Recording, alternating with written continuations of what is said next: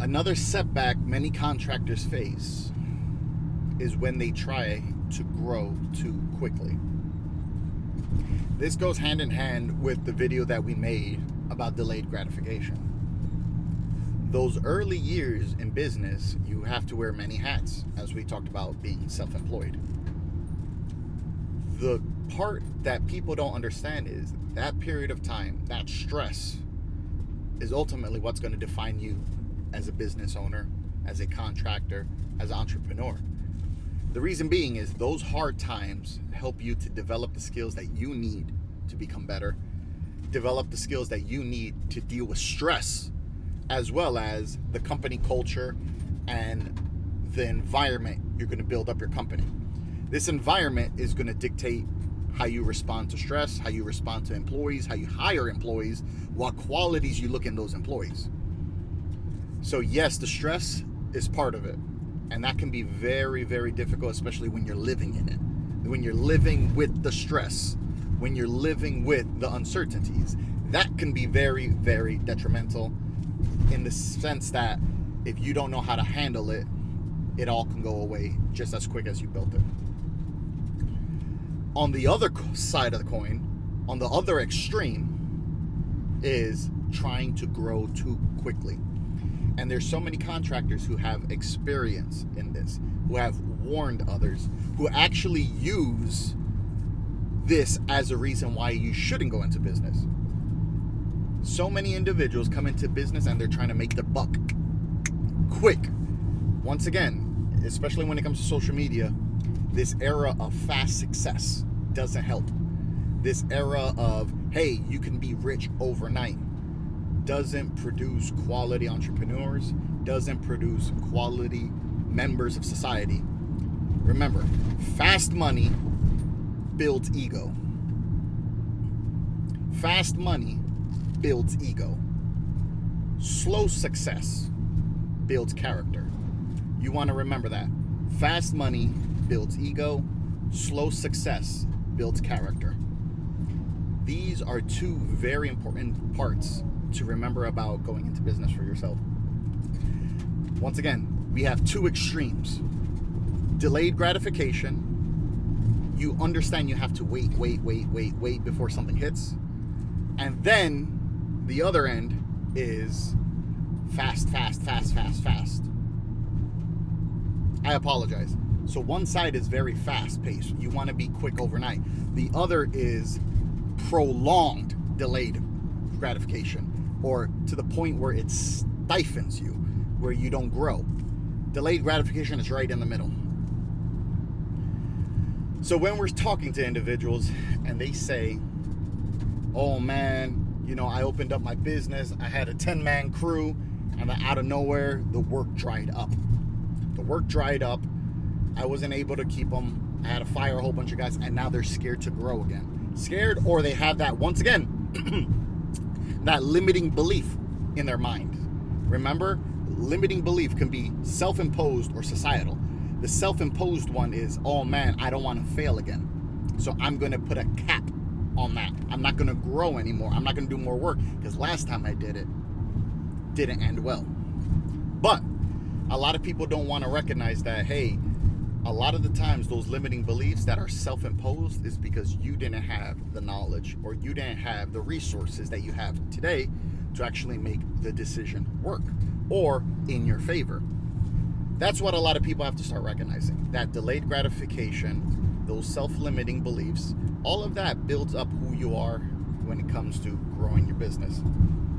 So many individuals grow their business too quickly, right off the gate, and then they run into roadblocks and now they have to let go of a whole bunch of people. There's so many scenarios that can play out. Some are, hey, in the beginning you just got such a good contract, such a good job that you couldn't pass it off. So you jumped in, you took it, now you didn't have work to sustain it because once again, you didn't work on delayed gratification, you were focused on fast success. And you didn't build up, hey, those reserves that you needed to keep your operations running long term. Another indicator is when so many people want to hire somebody, you hear the language that they're speaking. There's so many people who want to act like they have a big company. So many people want to speak on, hey, this is the manpower that I have, as if that's an indicator of their success. Now, if you have a 3, 4, 5, 6, all the way, I would say up to 9-man crew, you're doing very well, especially if you can sustain them. Especially if you can sustain them with full-time work, you're doing something very well. Keep it up. I encourage that. The issue is when someone is now jumping in to that first person, that first new key hire that you're looking for. And we made a video about that too. Which do you hire first? Someone with experience or someone who's green? We all know that that's based off of what's your resources. Do you have the work to sustain both employees? Remember, you're going to only choose one, so one of them needs a full-time schedule. And each one is trained and taught differently. The green employee can't be left alone. You're investing into him so he can learn from you. And the employee, the journeyman level or with experience, has to have enough work to keep him around, because if you don't keep him busy, he's up and out of there. So what is the right hire to pick? Everyone's circumstance is different, so we can't dictate that. But what's the common thread? What's the common link between all employers that you see happen to see nowadays? When you all see them posting, hey, I'm looking for a guy, what's everybody saying? I'm looking for a guy with 2 to 4 years experience, already has schooling, already has this, already has that. Now, why is that? Can it be, of course, I'm not going to speak for everyone, hey, that they just need another tech, another J-man? Yes. But when you start speaking to these individuals, when you start looking at their businesses, when you start talking to them and get to meet with them, like we've been doing the last 8 months, a lot of them are solopreneurs. A lot of them have a single man contracting business. And then they're deciding to hire somebody for the first one because they want to, once again, fast success. They want to throw their burden onto the guy so the guy can start making him money right away. But we recognize that's not always the way to go. Now, granted, do you have the resources to hold him? Yes. Do you have the work? Hold him. Then awesome, go for it. That's the best thing that will ever happen to you. I am not denying that. If you are starting your business and you're in the 1 to 2 year range and everything's still shaky, looking for a guy 2 to 3 years, yes, he can help you. Yes, it's going to be difficult. I'm never going to tell anybody no, because that's why we're entrepreneurs in the first place. We love when society tells us no and we just jump in it anyway. Remember, you have to be delusional to want to get into business. So, I'm not going to tell anyone no. Is it an uphill battle that you have to recognize and then work on? Absolutely.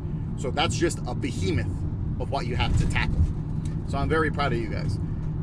It's going to be very difficult to keep the guy, because once again, if he's competent and he sees that you're incompetent, that's going to cause doubt. If he sees that the work schedule is not steady, he's going to leave to find a secure job. If he recognizes that, hey, I'm not getting paid the way I should be getting paid, he's going to be incentivized somewhere else. There are so many things that you personally have to battle as a business owner to sustain your guys in the field. So I want you guys to keep all that in mind as well, because it doesn't come easy, and that's something that you really, really, really need to work on. What I love about all of this is that we get to see these opportunities as learning opportunities. Remember, if you take anything away, it's fast success fluffs your ego, slow success creates character. That's the gist. Do not attempt to just grow fast.